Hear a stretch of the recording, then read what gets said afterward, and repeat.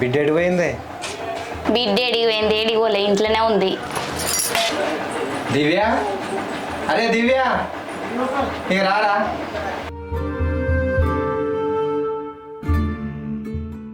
అరే దివ్య, నువ్వు ఎవ్వరికి భయపడకు, నీ మనసులో ఉన్న మాట చెప్పు. నీకు బావ అంటే ఇష్టమా కాదా?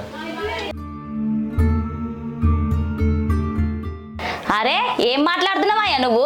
పంతుల దగ్గర పోయి అన్ని మాట్లాడి చేసినాక ఇష్టమా లేదా అని? ఇకనే నా బిడ్డకి ఇష్టం లేని పెళ్ళి నేను చెయ్యా. చిన్నప్పటి నుంచి ఆమె ఏది అడిగితే అది తీసుకొచ్చి ఇచ్చిన. ఇప్పుడు పెళ్ళి ఇట్లా ఆమె నచ్చినోనికే ఇచ్చి చేస్తా. అర్థమవుతుందా అనే?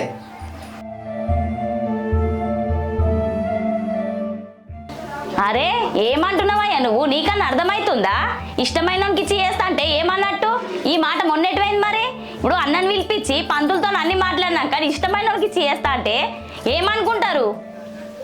ఇకనే ఎవ్వరు ఏమనుకున్నా నాకు అవసరమే లేదు. నా బిడ్డ సంతోషమే నాకు ముఖ్యం.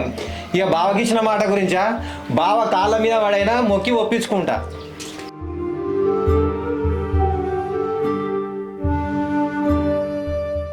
అరే ఇదేమన్నా పద్ధతేనా నువ్వు మాట్లాడేది? నీకు నచ్చినప్పుడు పెళ్లి చేస్తా, నచ్చినప్పుడు వద్దని తందుకు ఇదేమన్నా పెళ్ళి లేకపోతే బొమ్మలాటనా?